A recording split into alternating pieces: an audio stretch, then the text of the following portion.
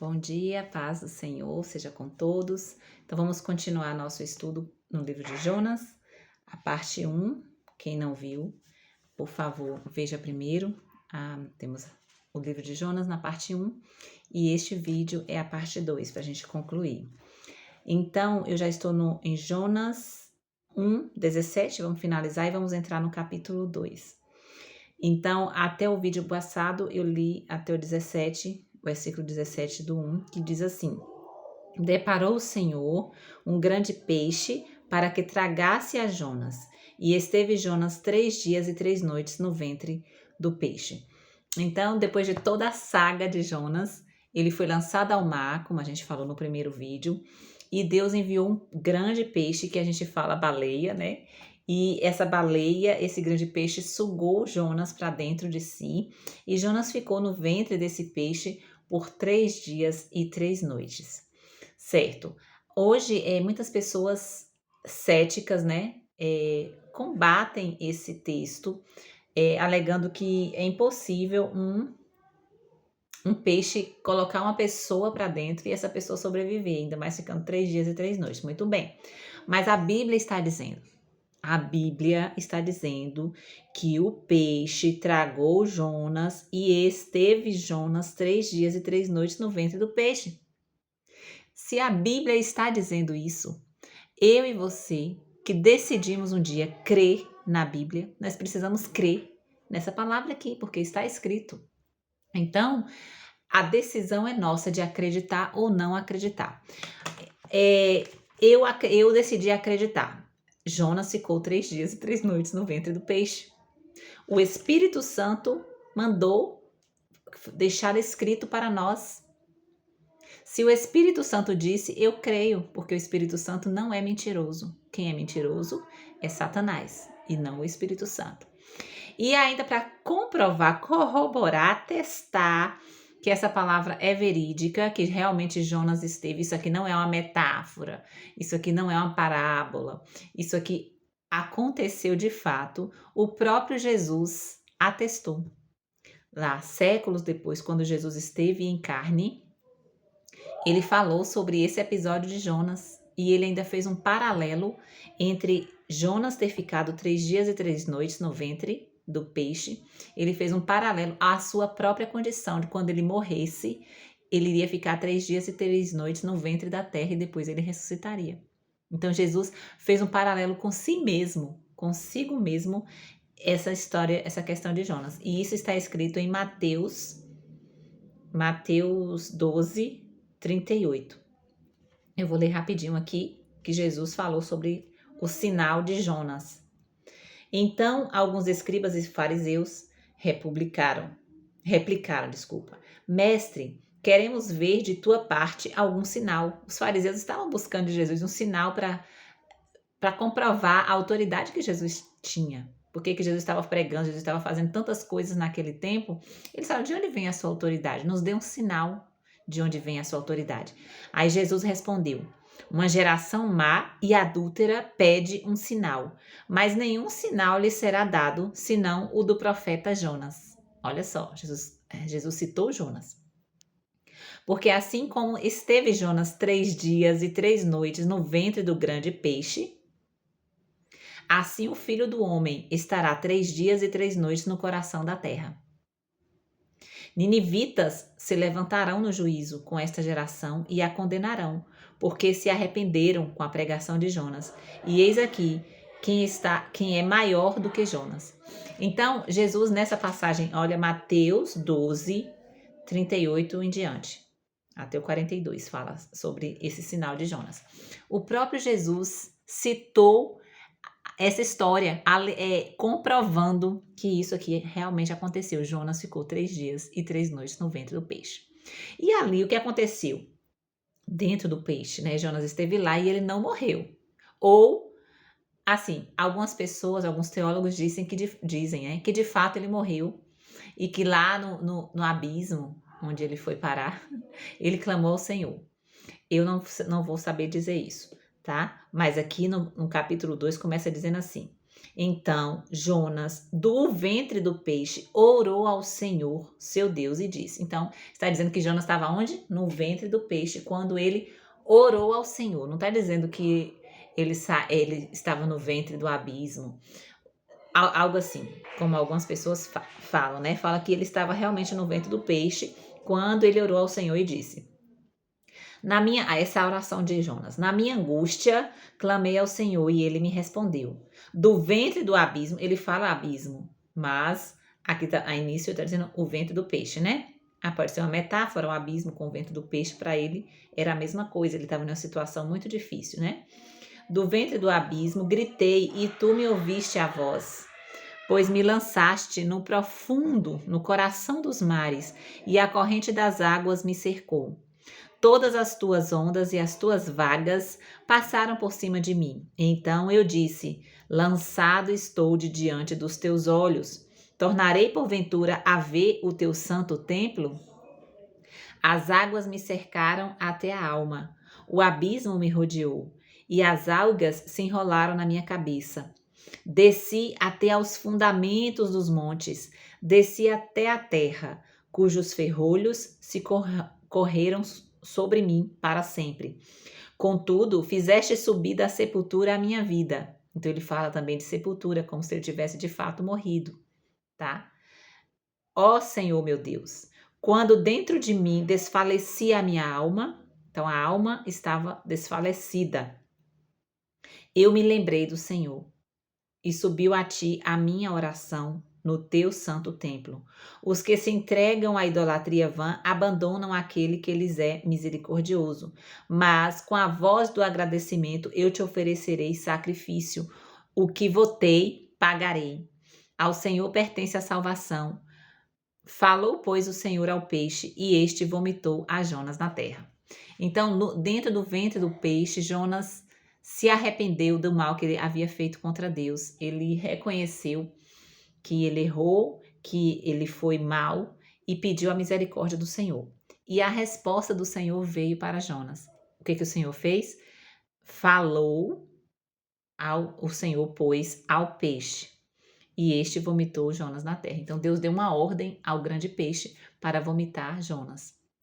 Porque o que precisava ter sido feito na vida de Jonas tinha sido concluído, porque Deus esperava que Jonas realmente se arrependesse, que se voltasse atrás na sua decisão de fugir da face do Senhor, fugir da presença do Senhor. E então deu mais uma oportunidade, mandou o peixe vomitar Jonas na praia, na terra, né?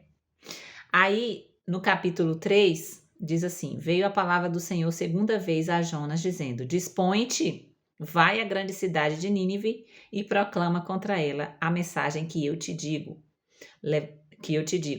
Então, veja bem, no vídeo passado nós falamos aqui no capítulo 1 que o Senhor tinha dito isso aqui para Jonas: dispõe-te, vai à cidade da grande Nínive e proclama contra ela, dizendo isso, isso e isso, que o Senhor está... o juízo de Deus estava vindo sobre aquela cidade, porque a malignidade do povo tinha subido ao Senhor. E o Senhor estava descendo com juízo contra eles. E por isso Jonas o quê? Fugiu da face do Senhor, porque Jonas não queria levar esta palavra aos ninivitas, porque Jonas não queria que os ninivitas se arrependessem. Jonas, na verdade, queria que eles mesmos morressem, né? Porque eles eram inimigos de Israel e Jonas não estava tendo misericórdia nenhuma com eles. Mas o que aconteceu? O Senhor não desistiu de Nínive. O Senhor não desistiu de salvar aquela cidade. E como eu disse, o Senhor ele não faz o que ele quer fazer, porque ele queria salvar aquela cidade. Ele viu muitos inocentes. Ele queria dar mais uma chance para aquele povo. Ele queria que o povo se arrependesse, mas ele não iria fazer isso se alguém na terra não se dispusesse, se aquele povo não se arrependesse, se aquele povo não pedisse misericórdia, se aquele povo não orasse, Deus iria vir com juízo. Mas para ele não vir com o juízo dele, ele solicitou a Jonas, que era o seu profeta, o seu servo, e falou: vai lá e avisa eles. Então, como eu disse no primeiro vídeo, o Senhor ele trabalha em concordância com o homem. O Senhor quer fazer o bem, o Senhor é benigno, ele deseja que todos os homens se salvem, mas ele não vai salvar todos. Ele não vai salvar a quem não se arrepende. Então precisa haver um arrependimento, precisa haver um pedido de perdão, precisa haver tudo isso. E só vai acontecer isso se alguém estiver na terra proclamando, falando, ensinando a palavra de Deus para que as pessoas se arrependam, certo? Deu para entender, gente? Eu acho que está bem explicadinho, mas vamos continuar aqui. Levantou-se, pois, Jonas e foi a Nínive, segundo a palavra do Senhor. Então, veja bem. Deus diz assim, vai à grande cidade de Nínive e proclama contra ela a mensagem que eu te digo. Ou seja, Deus já tinha dito a mensagem e a mensagem não mudou. Quando Deus deu a primeira vez a ordem para Jonas, Deus deu uma mensagem. E mesmo depois de Jonas ter passado toda essa aflição que ele passou, na tempestade, depois no ventre do peixe, quando ele saiu do ventre do peixe, Deus falou, agora vai lá e fala o que eu te disse para falar. Então, não mudou a mensagem porque Jonas passou pela situação. A mensagem foi a mesma. Deus mandou, vai lá e fala com o povo que vai vir um grande juízo, que eles precisam se arrepender. E é exatamente o que nós passamos. A palavra de Deus, ela não mudou. Passaram-se séculos, passaram-se milênios e nós estamos falando a mesma coisa que esse povo falava. Nós estamos proclamando hoje o evangelho do mesmo jeito que os primeiros cristãos proclamavam. Arrependei-vos e crede no evangelho, arrependei-vos e crede no evangelho. Essa é a mensagem, as boas novas de Jesus, que Jesus, o Filho de Deus, veio em carne, que ele se entregou, trocando de lugar conosco, porque a palavra de Deus diz que a alma que pecar, essa morrerá. E nós pecamos, então nós tínhamos que morrer. O nosso destino era a morte, porque nós pecamos. E Jesus não pecou, ele não tinha que morrer, mas ele trocou de lugar conosco. Então, nós que iríamos morrer, agora podemos viver. E Jesus, que tinha toda a vida, que não precisava morrer, morreu no nosso lugar. Então, houve uma troca. Essa é a boa nova, que a gente não precisa mais morrer eternamente. Que Jesus já morreu em nosso lugar, que agora a gente basta ficar embaixo da aliança com Jesus, que a vida está em nós. Porque ele morreu a nossa morte, nós podemos viver a vida que é dele. Essa é a pregação e essa mensagem não mudou. Assim como Deus disse para Jonas, a mensagem é a mesma, vai lá em Nínive e fala. Agora, o que foi que mudou na situação? O que aconteceu com Jonas? Todo esse processo que Jonas viveu mudou ele. Porque antes desse processo, Jonas era um profeta de Deus. Depois desse processo, ele continuou sendo um profeta de Deus, mas uma unção nova veio sobre ele. Porque cada processo que nós passamos na Terra, nós estamos gerando, consolidando, estamos produzindo uma unção. Então, a dor, o sofrimento, a angústia e a aflição que os seres humanos passam na Terra está produzindo uma unção. Depois que a gente passa por esses processos, nós temos uma unção nova sobre nós que é capaz de quebrar o jugo de Satanás na vida das pessoas. Então, Deus permitiu todo esse processo de Jonas para que Jonas produzisse uma unção capaz de quebrar o jugo daquela cidade de Nínive, que talvez, quem sabe, se Jonas tivesse indo a Nínive logo no início, obedientemente, quando Deus mandou ele fosse logo, talvez ele não teria o resultado que ele teve, que a gente vai ler logo a seguir. Por quê? Porque a unção que havia em Jonas, de um profeta de Deus, homem de Deus, talvez não era suficiente para quebrar o jugo de uma cidade inteira. Então Deus permitiu que Jonas fosse rebelde, que Jonas fugisse da presença dele, passou por todo esse processo, ele foi moído, né? Para que a unção, o óleo novo viesse sobre a vida dele. Porque quando ele chegou em Nínive, ele pregou com tanto poder e autoridade, com tanta unção de Deus sobre a vida dele, que todos em Nínive se arrependeram. Vamos continuar então. Levantou-se, pois, Jonas e foi a Nínive, segundo a palavra do Senhor.